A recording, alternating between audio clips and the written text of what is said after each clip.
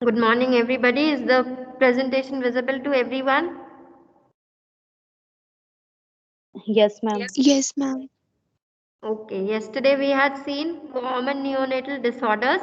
Under that we had seen the classification. In that we had seen birth injuries, which were caput succedaneum, cephalohematoma, fractures, facial palsy, herbs or brachial palsy. Then we had seen disorders related to physiological factors. Under that we had seen hyperbilirubinemia, hemolytic diseases of the newborn, respiratory distress syndrome. Then we have seen related to infectious process, sepsis, necrotizing enterocolitis. Related to maternal conditions, infant of diabetic mothers. Then injuries to head was first caput succedaneum and cephalohematoma. Then we had seen injuries, then caput succedaneum, its causes and management. Then we had seen fractured clavicle. Then उसकी management. Then we had seen this picture is visible to everybody. Yesterday you all were complaining that ये picture visible नहीं था.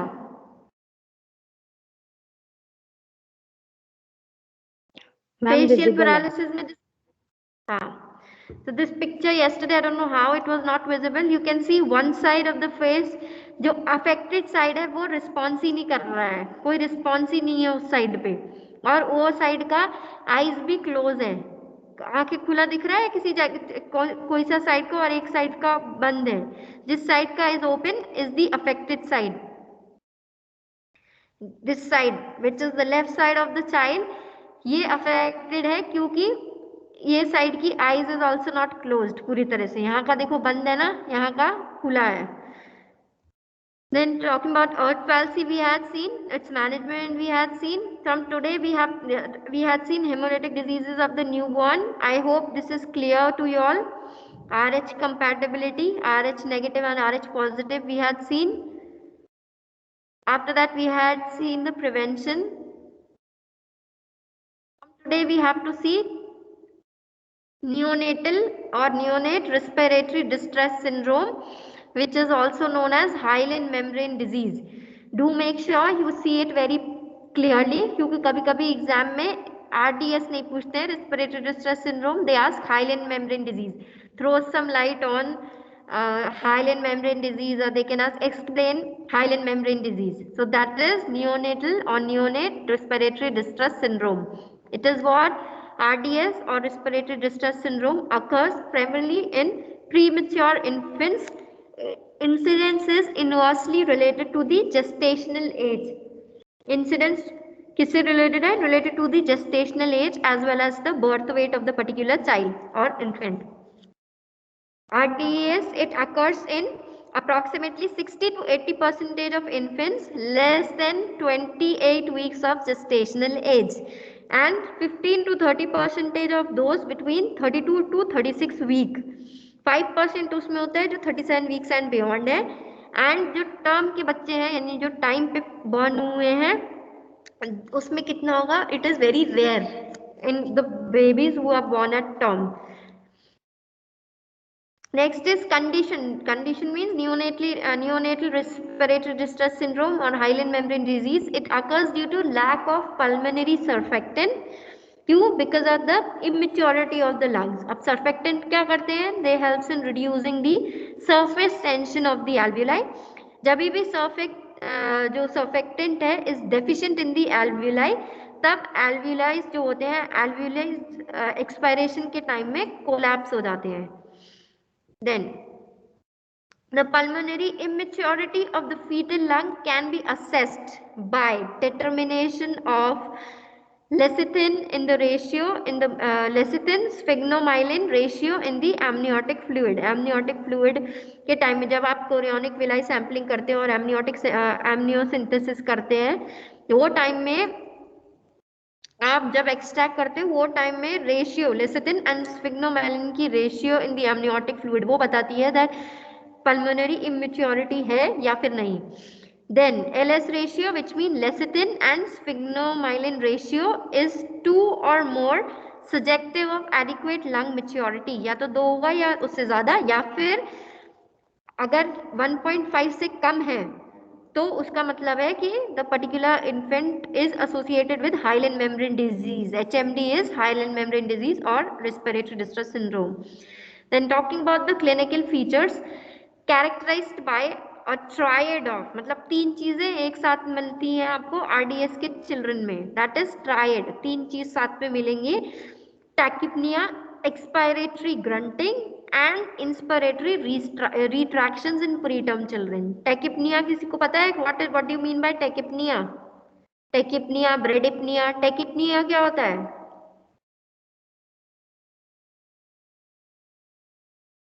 Ma'am, when respiratory rate is above than the 20 beats per minute or 20 breaths per minute.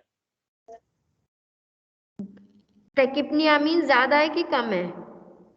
Ma'am, ज़्यादा. Very good. Who is it? Ma'am, किसने Saloni. बोला? हाँ, सलोनी. Very good. Tachypnoea मतलब heart rate जब respiratory rate जब normal से ज्यादा है. ब्रेडिपनिया मीन्स जब ही नॉर्मल से कम है. Expiratory grunt means what? Expiratory grunt, या फिर बहुत सारे जगह में you will be seeing expiratory grunting. Any idea regarding this? Grunting मतलब क्या होती है? अरे Ma'am, एटलीस्ट शायद से यस. excessive crying, शायद excessive crying. नहीं, जब भी आप बेबीज को देखोगे वो टाइम में जब भी दे आर एक्सेलिंग, बाहर सांस निकाल रहे हैं ना, जब भी whensoever we are inspiring, that is inspiratory. expiring मतलब बाहर कर रहे हैं. तो ग्रंटिंग का मतलब क्या है? बाहर जब सांस छोड़ रहे हैं ना, वो टाइम में एक साउंड प्रोड्यूस होता है इन इन्फेंट्स जो रेस्पिरेटरी डिस्ट्रेस सिंड्रोम जिनको है. दैट साउंड किसकी वजह से होता है? जब ग्लॉटिस अपनी क्लोज हो रही है ना, सडनली क्लोज हो रही है बच्चों की, दैट पर्टिकुलर टाइम में one sound comes, that is known as expiratory grunting sound. ठीक है, समझा? Grunting. Yes, ma'am. Normally grunting का मतलब क्या होता है? एकदम रफ रफ साउंड, घर घर घर घर साउंड समझता है आपको? Grunting sound shortness, short sound रहेगा बट डीप साउंड पता चलेगी. आपने सबने पिग पिग को तो देखा होगा ना? Everybody have seen, everybody is familiar with pig. Yes, ma'am. उसको कभी ब्रेथ करते हुए देखा है?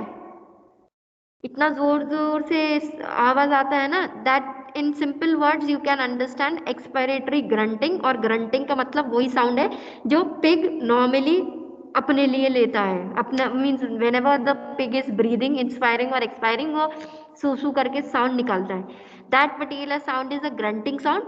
वो normally human beings doesn't produce, लेकिन चिल्ड्रन को कब होता है? Infants and children when they have any sort of respiratory distress syndrome और हाइलेन मेम्ब्रेन डिजीज. ठीक है, याद रहेगा सबको. And inspiratory retractions. अब जब भी एक्सपायरेटरी ग्रंट मीन जब भी एक्सपायर कर रहा है ब्रीदिंग, तो वो टाइम में this peak like sound is coming. Inspiratory retraction मतलब जब सांस अंदर ले रहा है उस टाइम में उसकी चेस्ट रिट्रैक्ट हो रहे हैं, अंदर को तरफ को जा रहा है चेस्ट. ठीक है, और that is in pre term infants. These symptoms may begin at birth or within 6 hours of birth. ऐसे सिम्टम्स या तो बर्थ के टाइम पे ही पता चल जाते हैं, बर्थ के टाइम में ही वो दिखने लगेंगे, और 6 आवर्स के बर्थ के अंदर, मीन जितने भी बजे हुआ है उससे 6 घंटे के अंदर. There is a usual worsening of retraction, grunting and cyanosis. Gradually क्या होता है? स्लोली वर्स हो जाती है कंडीशन बेबी की. रिट्रैक्शन जो थोड़े थोड़े दिख रहे थे वो बहुत डीप रिट्रैक्शन दिखने लगेंगे. Grunting sound will be very much prominent, एकदम दूर से भी सुनाई देगा that baby is having grunting issues और baby is having expiratory grunts. And plus the baby will be cyanosed. Overall body baby की साइनोस्ड हो जाएगी, मतलब bluish discoloration will be seen. Then talk about the management of hyaline membrane disease or neonatal respiratory distress syndrome. When premature labor should be arrested to appropriate via appropriate tocolytic therapy to gain the pulmonary maturity. अगर premature labor हो रही है तो वो time में आपको क्या करना है, tocolytic therapy is the therapy which is been given, जिसकी वजह से पल्मोनरी मेच्योरिटी आपको प्रॉपरली मिले. Then induction of labour should be delayed as far as the lung maturity is confirmed and the LS ratio is been confirmed. जब तक lecithin and स्फिग्नोमाइलिन की ratio आपके according नहीं आए, मतलब 2 तक या नहीं आए, क्योंकि लेस देन 1.5 है तो यू विल बी सीइंग कि 1.5 से अगर कम है तो definitely the child is having any sort of hyaline membrane disease. तो आप तब तक लेबर इंडक्शन ऑफ लेबर तब तक आप डिले करिए जब तक लंग मेच्योरिटी आपको कंफर्मेटरी नहीं मिल जाए कि कितनी है actually. Then when the premature labor is below 34 weeks of gestation, it should be and is unavoidable. अब premature labor है और लेकिन बेबी 34 weeks of gestation से है और आप अवॉइड ही नहीं कर सकते, तो मदर को बीटामेथाजोन दे देना चाहिए एवरी 24 आवर्स टिल 2 days तक. कितना डोज, 12 mg IM. और अगर बीटामेथाजोन दे रहे हैं तो, अगर डेक्सामेथाजोन अगर आप दे रहे हैं तो वो 12 आवर्स के इंटरवल में देना है, but that to 6 mg, just half of it, 6 mg IM and that too 4 doses at an interval of 12 hours. Understood? और भी है मैनेजमेंट में. अब इन्फेंट की मैनेजमेंट क्या होगी, the infant should be nursed in a thermoneutral environment and they should be administered oxygen through head box or else oxygen hood. Hood I showed you all in the previous lectures. I have showed you all oxygen hood. तो head box you can say और oxygen hood आप बोलोगे एक ही बात है. so infant को आप क्या करना है, first of all thermoneutral environment you are suppose to provide. ऐसी एनवायरनमेंट जिसमें बेबी की हीट लॉस नहीं हो रहा है बॉडी से, एंड ऑक्सीजन एडमिनिस्टर करना है थ्रू ऑक्सीजन हुड और head box. IV line should be establish to maintain, IV fluid चलाना है जिससे fluid and electrolyte balance be maintain of the particular child, और ड्रग्स भी दे सकते हैं. Intratracheal administration of surfactant should be done. This is in very rarer cases कि surfactant intratracheally आप दे रहे हैं, but that is very rare. SpO2 should be monitored as well as vitals should be monitored. Then अच्छा sorry, one more point I have left out. अगर the particular infant is on SpO2 और उसका SpO2 is above 90, तो oxygen देने की बजाय via hood infant should be kept on CPAP. ठीक है. If it is not above 90 or if the child is not maintaining oxygen, तो hood के बजाय देने से आप CPAP पे डालते हैं बेबी को. अगर CPAP इफेक्टिव नहीं होती है तो आप उसको IPPV पे रखते हो, अगेन वेंटिलेटर का mode. Then acid base parameter should be monitored. ABG analysis we do, वो करते हैं. देन ऑक्सीजन लेवल्स आपको चेक करने हैं so that retinopathy of prematurity तो नहीं है बेबी को, ऑक्सीजन टॉक्सिसिटी तो नहीं है, that all has to be seen.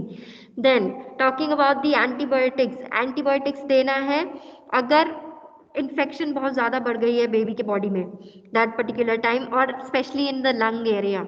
Then hyaline membrane disease की management require what, supportive care very important by the trained nurses, and high technology hitech monitors की availability, जिससे आप हाइपोक्सिया, इनफेक्टिव वेंटिलेशन है because I told you all उसमें skin मोड होती है, तो दैट पर्टिकुलर टाइम में it can be monitored, and oxygen की कमी हो रही है that all can be monitored. तो अगर स्किल्ड नर्सेज होंगी, सो अगर skilled nurses along with the technology is there, monitors are there, well equipped monitors are there, then definitely the health of the baby can be maintain and there will be very less to no chances कि बेबी को कोई problem in future नहीं होगा.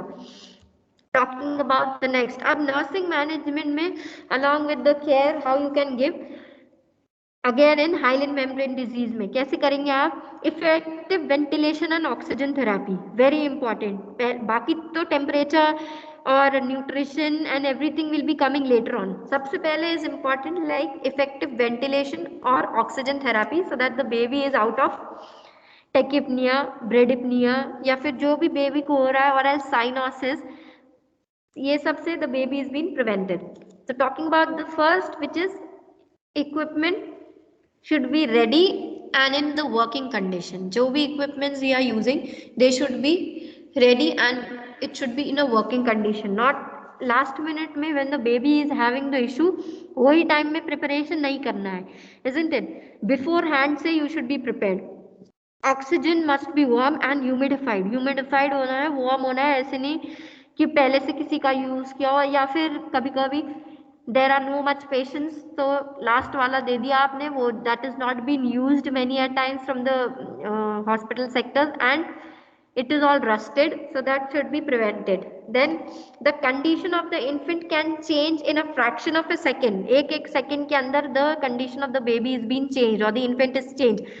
तो vital monitor करना nurse का is the major responsibility, जिससे न्यूनेट की कलर, एक्टिविटी लेवल और blood gas management is been done कि blood overall condition of the child is how much, means cyanosis है या फिर नहीं है. वाइटल्स मॉनिटर होंगे तो न्यूनेट की कलर पता चल जाएगी, टेम्परेचर पता चल जाएगी कि whether the baby is having a temperature or no, whether the baby is sinused or no.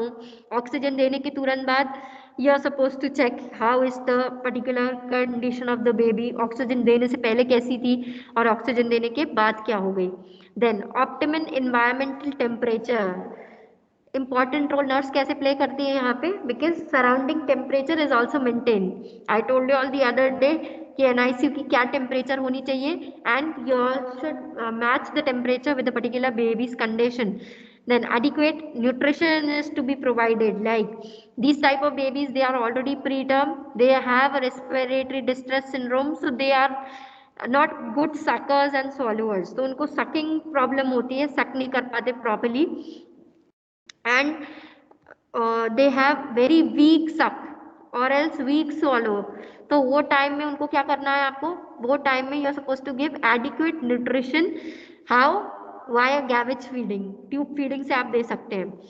Minimal handling of critically ill infants, very important point. Minimal handling I have highlighted also. Minimal handling क्यों? वैसे ही the baby is having no energy and every time most of the students does this कि student का posting है और ले लेकर they are roaming here and there. So minimum handling should be done. You should first check the file of the baby or the infant कि कैसा type का condition है baby का, and then only you all should handle the babies so that first of all they are critically ill. Abnormal, this is a normal phenomenon when a person is not well. अगर कोई person बीमार है तो वो particular time में ही और she will like, आप लोगों को अच्छा लगता है, आपको थोड़ी सी हेडेक भी हो रहा है and if somebody is irritating you, you feel like good, हाँ ठीक है करो यार इरिटेट, अच्छा लग रहा है. No, you all do what, आपको तो you can say, so that case में what you all are doing, you all are saying and reciprocating कि हमें मत परेशान करो. But the children are what doing, they are crying, so they should be minimal handling. Then infant की position कैसी होनी है, the child's head or the infant's head is to be elevated so that diaphragm पे ज़्यादा pressure नहीं पड़ रही है.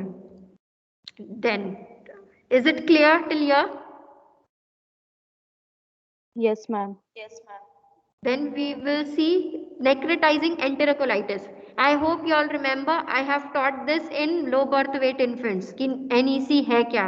Those whosoever students were present in the class, Ashish, Kanupriya, Ayushi, and then Kajal or Komal, somebody was there in the front row only, and Kamakshi, Saloni, these people were present when I had taken NEC, and more of them were also present but whose name I could recall, these were the ones. So NEC क्या है? Necrosis of the intestinal wall, it is a life threatening condition. Normally ये किस में देखते हैं आप ज़्यादातर? Premature infants. I have told you all necrosis हो जाती है इंटेस्टाइनल वॉल्स में, तो बैक्टीरिया एंड ऑल क्या करते हैं, वो पर्टिकुलर एरिया में जिधर होल बन गई है वहाँ से बैक्टीरिया ब्लड स्ट्रीम्स में जाते हैं, इन्फेक्शन करते हैं. I have discussed this. तो उसके कुछ फैक्टर्स हैं that place the infant at risk.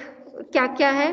Perinatal asphyxia, low Apgar scoring, infant respiratory distress syndrome IRDS, then sepsis, enteral feeds or feeding, congenital cardiac diseases, relative ischemia of the intestinal tract which is due to hypotension, use of umbilical catheters, exchange transfusion, ये सब की वजह से हो सकता है. अब there are more factors like depletion of the normal blood, depletion of the normal blood, because जिसकी वजह से इस्चीमिया हो जा रहा है, उसकी वजह से इंटेस्टाइनल जो एंजाइम है वो डिस्ट्रॉय हो जा रहे हैं. उसके बाद पे क्या होगी, जब डिस्ट्रॉय हो जाएंगे तो बैक्टीरिया क्या कर रहा है, इंक्रीज हो जा रहा है in the presence of carbohydrates in the infants, thereby leading to intestine which is necrotized और necrosis हो गई. उसमें necrosis में involve thickness of the intestinal walls which may be leading to perforation. ठीक है. Then clinical manifestations, abdominal distension हो गई. क्या क्या sign and symptoms you will be seeing? Abdominal distension, the baby's abdomen will be distended. This you can feel and see when you are seeing the baby, when you will be posted to your child health nursing posting. वो time में you can see the particular condition in the baby itself. जो भी आप पढ़ रहे हैं you should correlated with it कि abdominal distension हो भी रही है कि नहीं है. According to the theory knowledge it is there, but book के बाहर practically if the baby is having a no, because all the children में not end up with all the sign and symptom. किसी को कुछ कुछ कुछ कुछ है, किसी को सारे ही पॉइंट मिलेंगे. So abdominal distension will be there. Then decrease bowel sounds will be there. Poor feeding, bowel sound normally कितने होते हैं अडल्ट में, चलो आपको चिल्ड्रन का नहीं पता, अडल्ट का बाउल साउंड पता है आपको कि कितनी बाउल साउंड होती है. फिजिकल एग्जामिनेशन में I hope you all might be doing performing this. आप परफॉर्म करते हो फिजिकल एग्जामिनेशन में बाउल साउंड कि ऐसे ही लिख देते हो, this much bowel sound in a minute was heard. Kamakshi, आप कैसे चेक करते हो bowel sound? Kamakshi is present, right?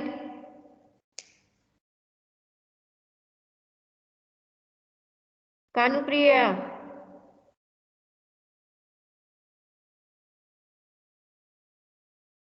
Yes, Speak ma'am. up. हाँ, so you all check bowel sound. कैसे चेक करते हो? Auscultation से. हाँ, कैसे ऑस्कल्टेट करते हो और कैसे सुनते हो?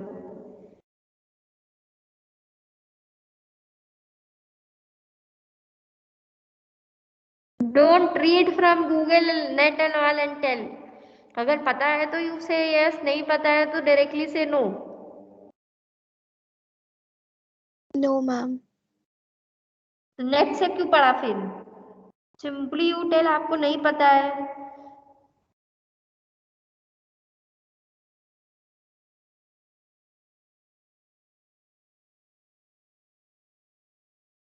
ऑस्कल्टेशन से भी डू चेक. ठीक है, बाउल साउंड आप स्टेथोस्कोप से आप सुनते हो पहले कि कितने बाउल साउंड मिल रहे हैं बेबी के. एब्डोमेन में रखकर स्टेथोस्कोप से यू ऑस्कल्टेट कि चेक कैसे करोगे कि मतलब कितने bowel sounds are there. Bowel sounds are mean कहाँ कौन सा, अच्छा area you all are aware कि कौन से एरिया में बाउल साउंड चेक करते हैं. There are 9 regions of abdomen. तो कौन से रीजन में आप बाउल साउंड चेक करोगे?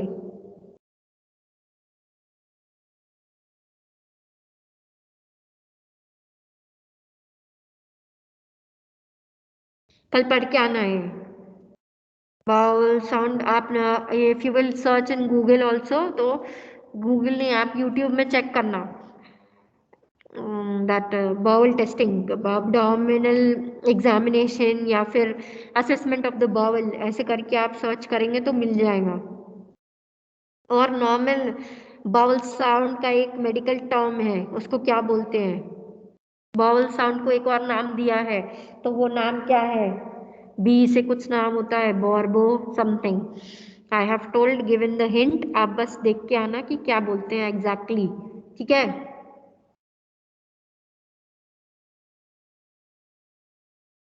Okay ma'am. एब्डोमेन से यू चेक, और उसके बाद कहाँ पे ले जाते हो? अम्बिलिकस के राइट या फिर अम्बिलिकस के लेफ्ट या फिर कहाँ, ये सब कुछ पढ़ के आना.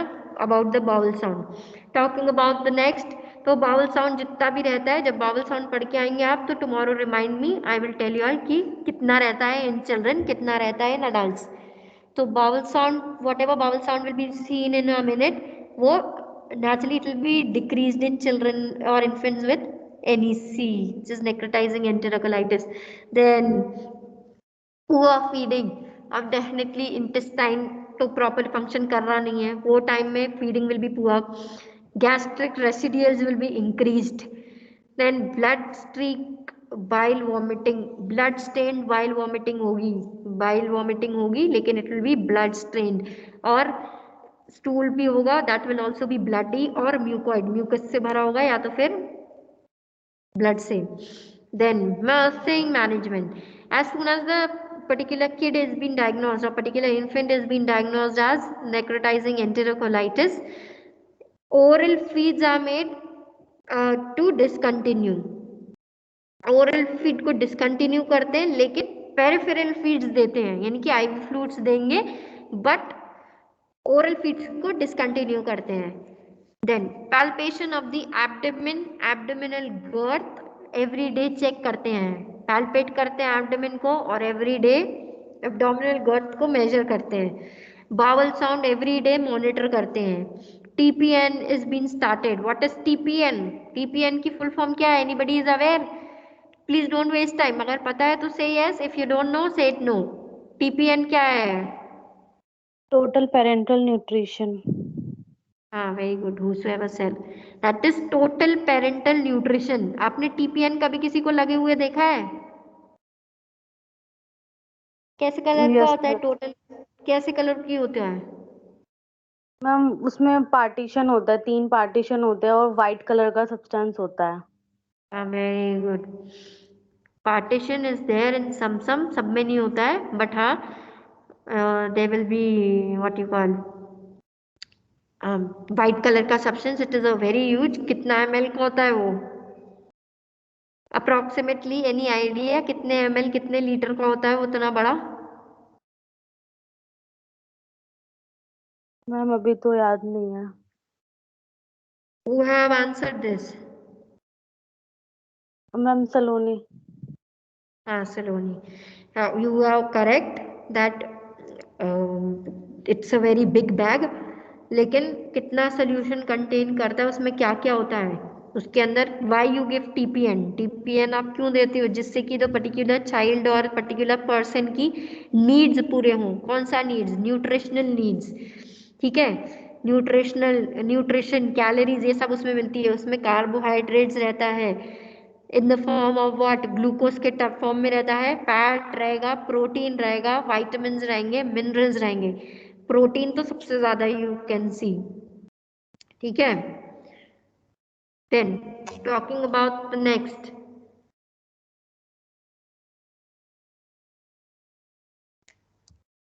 antibiotics are started to against gram negative enteric organisms. IV antibiotics देते हैं. Rectal temperature is not taken, जिसकी वजह से रेक्टल, कभी कभी वी विल सी चिल्ड्रन में rectal temperature they take. So rectal temperature इस कंडीशन में NEC में, विच मीन्स नेक्रोटाइजिंग एंटेरोकोलाइटिस में, इट इज कॉन्ट्राइंडिकेटेड कि रेक्टल टेम्परेचर नहीं लेना है जिससे रेक्टल परफोरेशन ना हो जाए. ठीक है. Affective infants are to be placed in isolation. जो भी अफेक्टेड पर्सन है और अफेक्टेड बच्चा है उसको आप देखोगे NEC के babies. And I was also posted in my third year posting. I had also seen NEC का जो भी पेशेंट है और जो भी kid is there, infant is affected, उसको अलग ही रखते हैं. Why they are been kept in isolation? उनको एक्सट्रीम रिस्क होता है बॉडी में कि बहुत ज़्यादा इन्फेक्शन किसी और से ना लग जाए. ऐसे नहीं है कि नेक्रोटाइजिंग एंटेरोकोलाइटिस किसी से किसी बच्चे से किसी बच्चे में ट्रांसफर हो जाएगी. No. In order to protect that particular baby from any sort of harm, दूसरे बच्चों को की वजह से कोई और इन्फेक्शन ना हो जाए, इनको डाइपर भी नहीं पहनाते हैं. ये see in the next slide. These infants are not diapered because of the increased risk of pressure over intra abdominal cavity.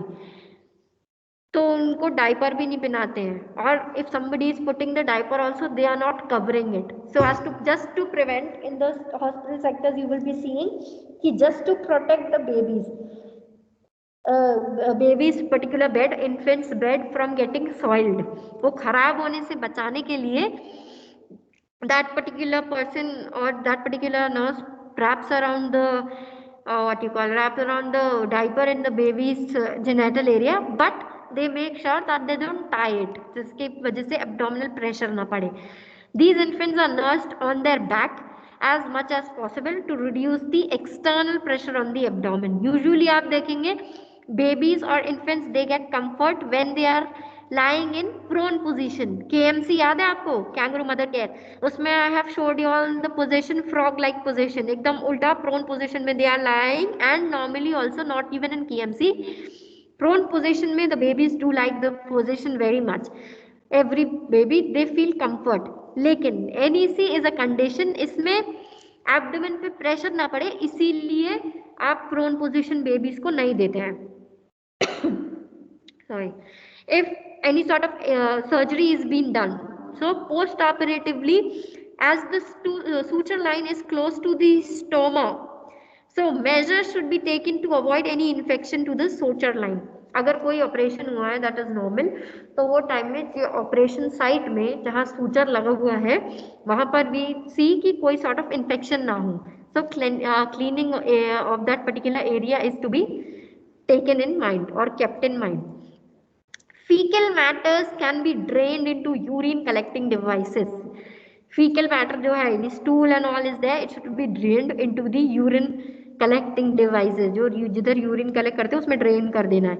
Psychological support to the parents is to be given. Naturally, if somebody will see कि हमारा बच्चा या हमारा बेटी या बेटा जो भी है, they are in certain sort of a problem, ऐसा कोई प्रॉब्लम उनको हो रहा है, तो that particular time definitely they will feel bad about it, उनको बुरा लगेगा कि हमारे बच्चे के साथ ये ऐसे क्यों हो गया, और they are having so and so problem. Any doubt up till here? Any doubt up till here? No, ma'am. Next topic we will see tomorrow, because neonatal sepsis is a big topic. I won't be able to finish within 5 minutes. This topic is little vast. Till here, any doubt? So today what we have seen? What all topics we have seen? We have seen neonatal respiratory distress syndrome, which is also known as hyaline membrane disease. There in the clinical features, we have 3 very important characteristics. They are the triad of neonatal respiratory distress syndrome or hyaline membrane disease, which is tachypnea, then expiratory grunting and inspiratory retractions. Then we had seen कब start हो जाते या तो birth पे या फिर 6 hours of birth. Then we had seen the management, and we have seen very importantly nursing management. Nursing management में आपने क्या देखा था? Effective ventilation and oxygen therapies to be given to the child. Optimal maintenance of the temperature, इसमें nurse का बहुत important role है. Then adequate nutrition and minimal handling of the critically ill infants. Minimum handling very important. Aseptic techniques का usage. Then head of the particular child should be elevated so that diaphragm के ऊपर pressure नहीं पड़ रही है. Then since it's a life threatening condition for the particular kid, तो आप क्या करेंगे? तो दैट पर्टिकुलर टाइम में the particular necrotizing enterocolitis पढ़ा फिर हमने.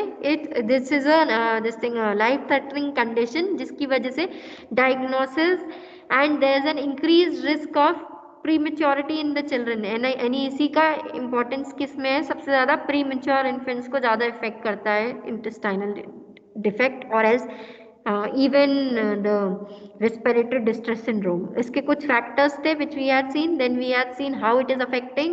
Then we had seen clinical manifestation about it.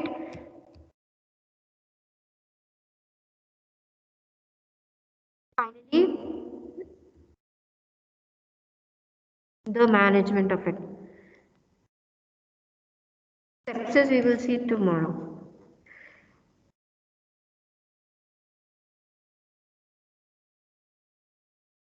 Any doubt in today's class?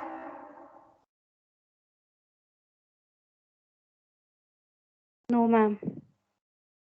No, Okay. ma'am.